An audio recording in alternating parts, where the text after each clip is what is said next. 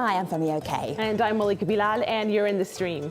This week, a 5-person panel is set to decide the future of internet usage in the U.S. But could it change the World Wide Web as we know it? Find out why some people say yes.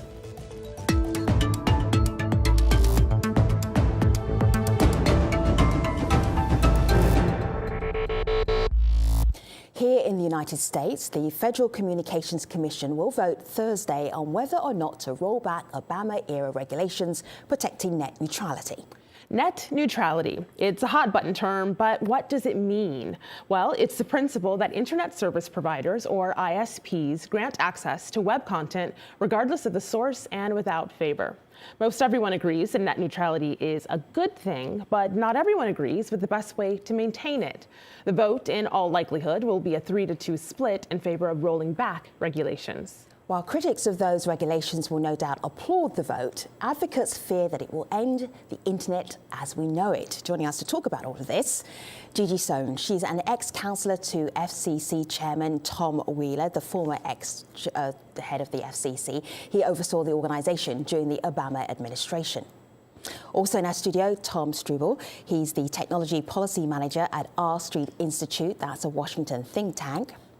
And joining via Skype in Oakland, California, Malkia Cyril, who's the founder and executive director of the Center for Media Justice. It's good to have you here, everybody. Welcome, everybody. And we start off with a video. We could say this video is the worst case scenario from Battle for the Net. This is their version of what might happen if net neutrality goes away. Have a look.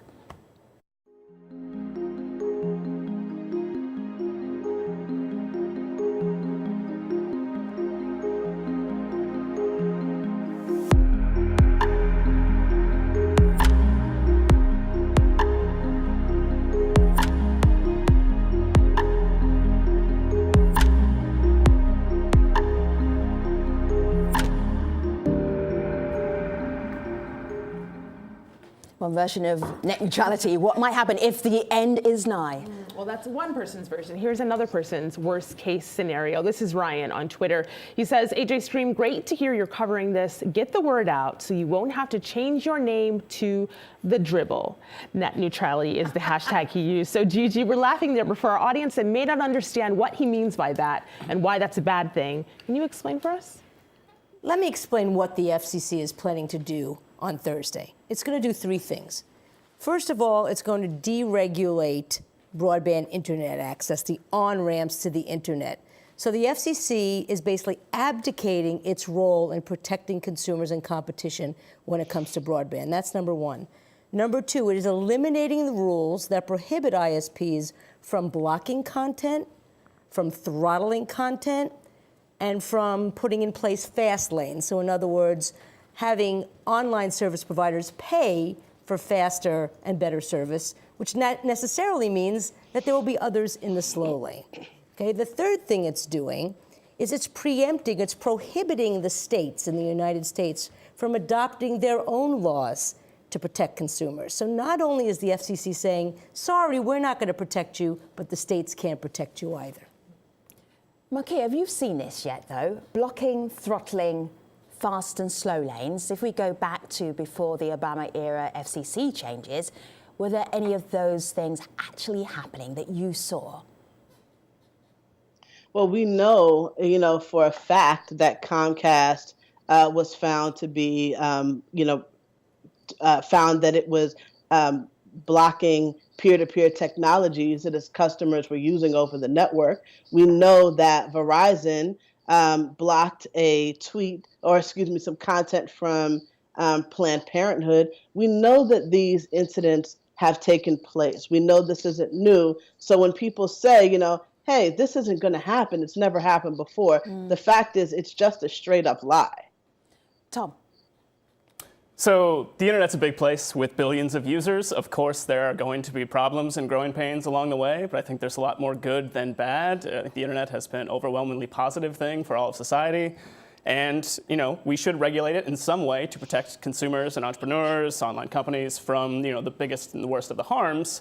But there are different ways to go about doing that. And I think Gigi is pretty, spot on in her characterization of what the FCC is doing. I wouldn't say they're abdicating their entire role because they're still requiring transparency and they're proposing to work together with the FTC, but they're abdicating their primary role as the protector of the internet.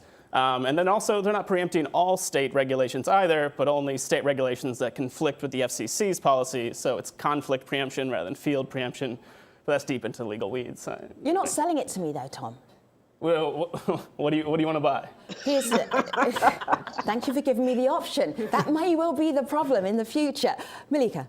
So here is one scenario. This is from Rob, hashtag Save Net Neutrality Sheridan, on Twitter. And Tom, I'll direct this to you. He says, the problem is we have no idea what will happen. Net neutrality is a protection against a myriad of bad scenarios. He goes on to say, the open internet has changed the world in so many ways. There's never been anything like it in terms of globally democratizing information, communication. There's so many reasons to preserve net neutrality, but the only reason to kill it is to increase internet service provider profits, which are doing fine. What would you say to that? Well, I'd say that's not the only reason to do away with it. And first, I would challenge the premise. I don't think we're getting rid of it. We're switching from an approach to net neutrality based on ex ante, prescriptive rules, to an approach to net neutrality based on ex post, flexible standards, case-by-case adjudication. This is the lawyer talking. Okay, so for our audience that aren't lawyers, so then the only reason to kill it is to increase ISP profits. What's wrong with that statement? So I don't necessarily think that ISP profits are going to go up. I think we're going to see more broadband competition going forward. And while you might see profits go up in the short term, over the long term, this should be good for broadband competition. Will eventually drive down prices for consumers. And also the benefit. Sorry, Tom. I've never seen my bill for my internet service provider. It has never gone down. In fact, every year I ring up and negotiate. And can I cut in here? Because that's because there is no competition for broadband internet Right. access in the United States. So I love the idea of it this going down, but I've never seen. Has your bill ever gone down? So in absolute terms, maybe that doesn't happen. But in relative terms, in terms of what you're getting for the money, you're getting faster speeds all the time. You're getting more access to services through your pipe. So the value in terms of what you're getting for what you're paying could actually be going up. And also, even if you're getting the same amount of value and even if prices are going up, they may not go up as fast as otherwise would be. Would you mind if I just lay down some numbers here? So this is Ajit Pai, Yes, FCC's own numbers. 58% of census blocks in this country have a choice of either 0 or 1 broadband internet access provider. 87% of in the definition of what broadband is that the FCC takes right now, okay? 87% of the country has a choice of 2 or fewer. And by the way, when you measure by census blocks, the way the FCC measures is if one person in the census block has internet access, that means everybody does. So the fact of the matter is that even fewer Americans have access to 2. Okay, so the vast majority of Americans have fewer than 2 choices, and that's why your prices stay high.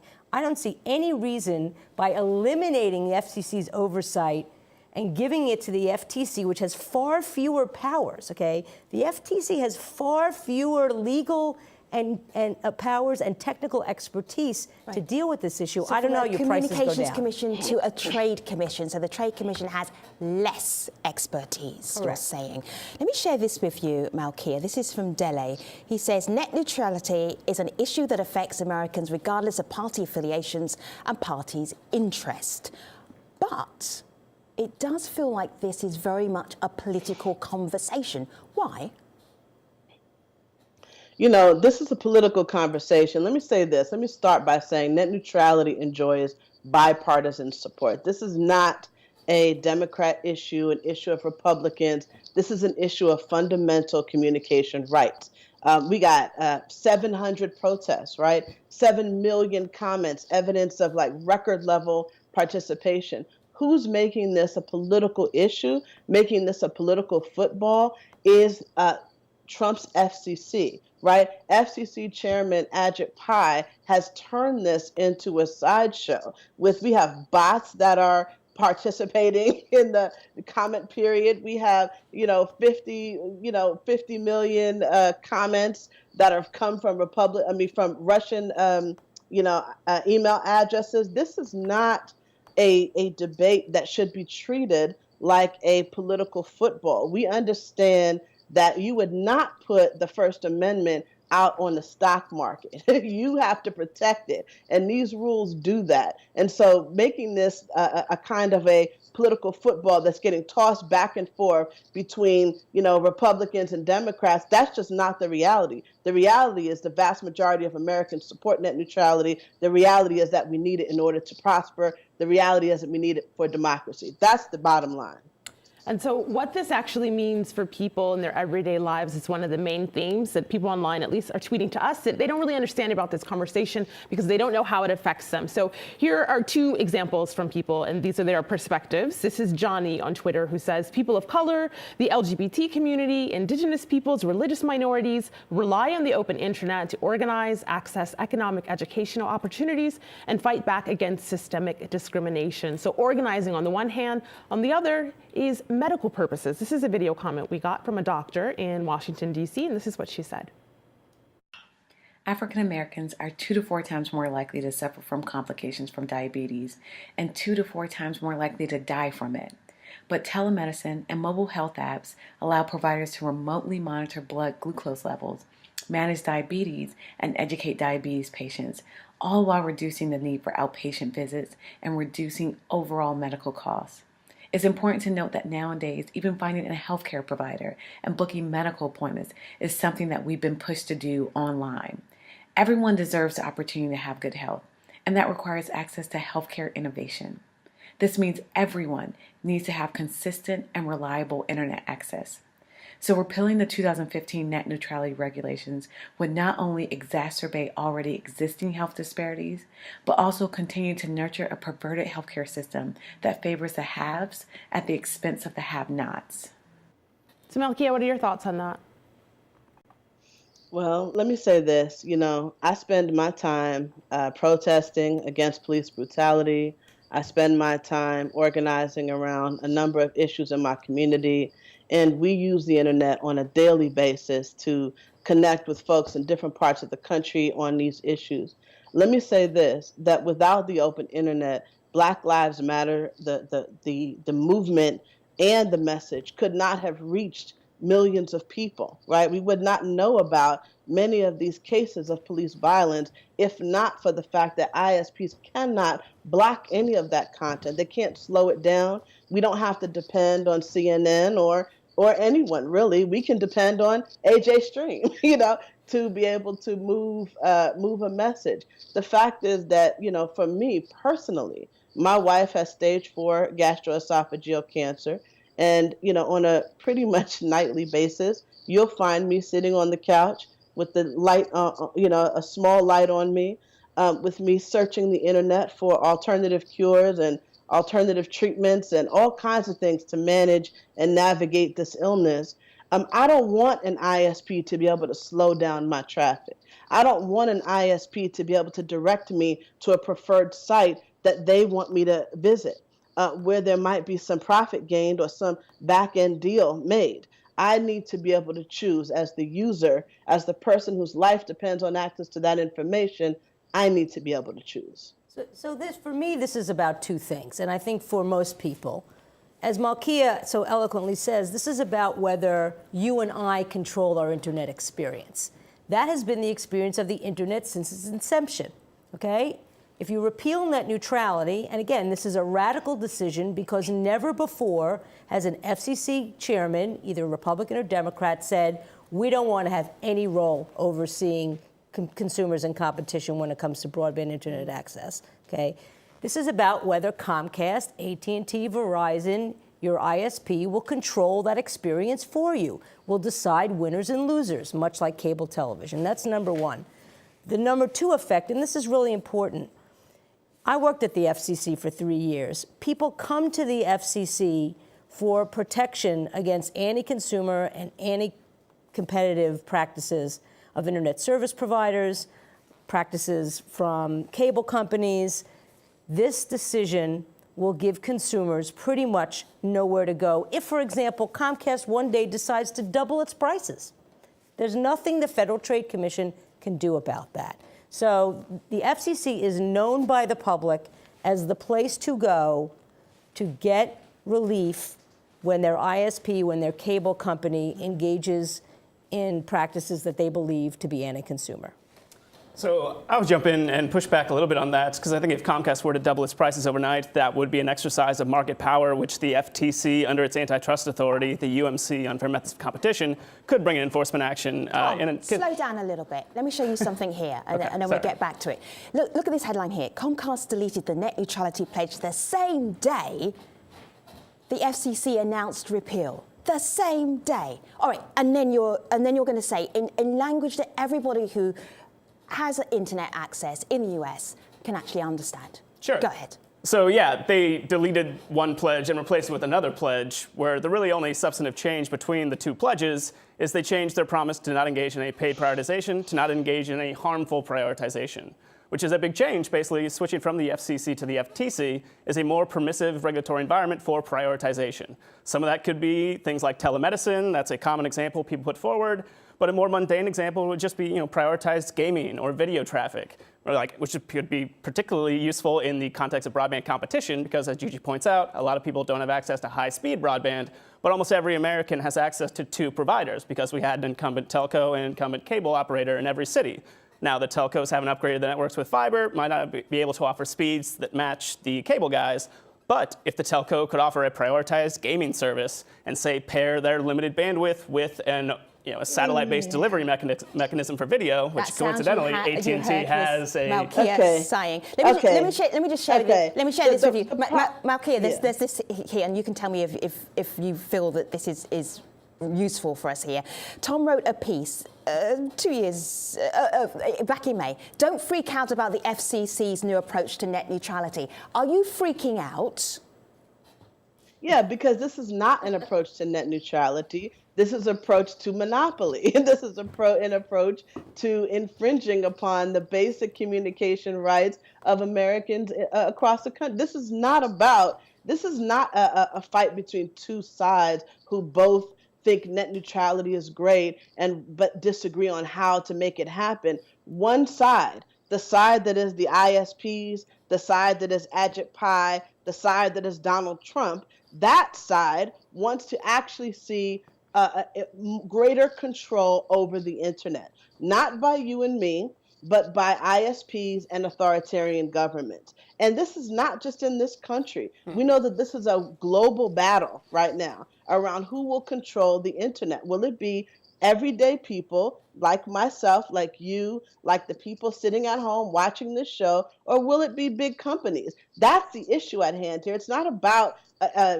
two sides that both want net neutrality. They don't want net neutrality. They want inequality. They want to profit from discrimination. They've been profiting from discrimination before we had these rules. They'll continue to profit from discrimination if these rules are repealed.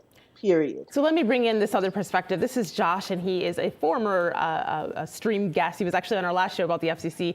Josh says, I'm not sure it matters which way we go with net neutrality, because I'm optimistic that regardless of legislation, technology, entrepreneurship will bring us faster, cheaper, more open internet. Another person, and Tom, I'll direct this to you, Jarrett, replied to his tweet and said, I appreciate those thoughts. The fear-mongering on the left is hard to completely believe. And if it does get really bad, the law and the policy can just change. It seems like a worthwhile experiment to try another way. Is that how you're viewing this? That if it's really that bad, it can change? Yeah, I would say I do agree with those sentiments, broadly speaking, because transferring oversight of broadband providers to the Federal Trade Commission, they have both their antitrust authority, no unfair methods of competition, and also consumer protection authority, no unfair, deceptive acts or practices. So if an ISP is doing something that's unfair, either to other broadband providers, to consumers, to edge providers, the FTC can bring a case. All they have to do is show that there's consumer harm, either actual or likely consumer harm. Like the FCC, we have this notion of the virtuous cycle, and that broadband providers will interfere with that, and so we need to regulate them to prevent that. That theory is a theory of likely harm to consumers. Anyone who supports virtuous cycle can take that to the FTC and say, hey, here's some evidence of likely harm, bring a case. Let me explain why the Federal Trade I have Commission a question, is though. not. Let me explain go why ahead, the Federal Gigi. Trade Commission is not adequate. And in fact, if you go back just 1 week, Terrell McSweeney, who's an FTC commissioner, said in an op-ed that her own agency does not have the proper tools to protect the public when it comes to anti-competitive and anti-consumer actions by broadband providers. I think that's really important. This is a sitting commissioner. Okay, the FTC does not make rules. Okay, Tom can talk all day long. You can talk all day long about what you think antitrust law can and cannot do. In addition to antitrust cases being long and expensive, you cannot say with certainty, unless you're a judge, that it would prevent blocking, it would prevent throttling, it would prevent fast lanes. The 2015 rules prevent all those things. We have rules that work. Why do we want to give them to another agency who lacks expertise and strong authority? Yes, the campaign for either for or against net neutrality or little tweaks to it, it's been really fierce over the last couple of months. Let me show you some of the celebrity endorsements and pushback that have been happening. Mark Ruffalo, taking away net neutrality is the authoritarian dream. Let me just have a look to see what Cher's been saying. Net neutrality means Trump can change the internet. It will include less Americans, not more, shouting in all caps. Alyssa Milano's been very busy lately, had time though to tweet.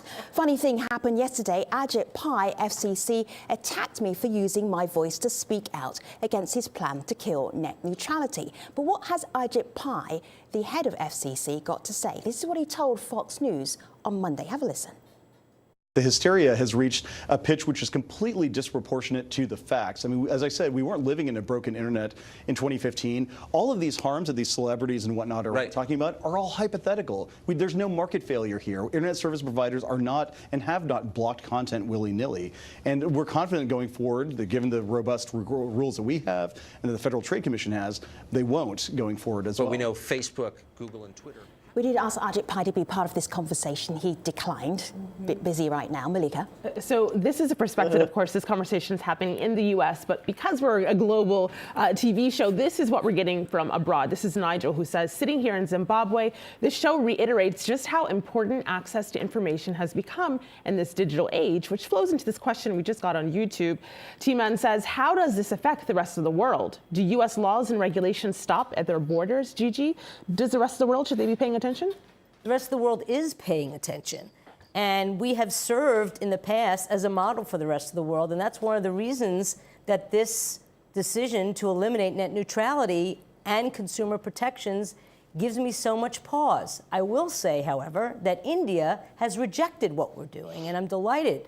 In fact, they've adopted rules that are even stronger than what we adopted in 2015. So I say to the rest of the world, follow India, don't follow us.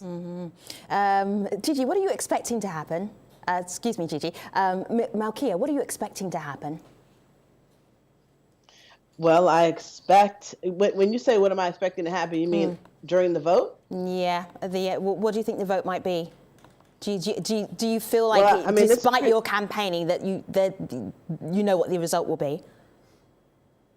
You know, my hope is that over the next day or so that there will be so much resistance to this set of policy or the set of rules that Ajit is putting forward that he'll wake up. You know, that he will wake up, hear the wake-up call, and rescind the order, delay the vote. I mean, hopefully he will begin to cooperate with the New York, attorney's office to be able to investigate all of the fraud that we've seen in the comment process.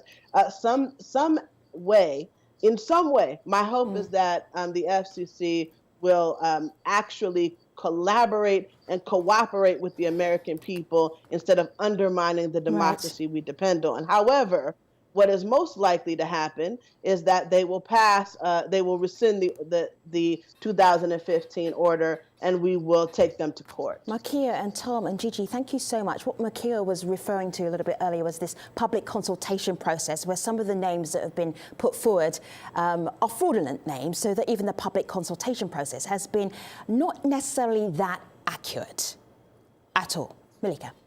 This is a last tweet I'll give to Sadaf, who says, this will definitely have an impact. The global influence of the U.S. and of American online companies means that repealing net neutrality within the country's borders would pose an existential threat to net neutrality around the world. Of course, perhaps except for India. Thank you so much to our guests. Thank you for joining us online as well and on TV. The conversation continues always online at #AJStream. See you there.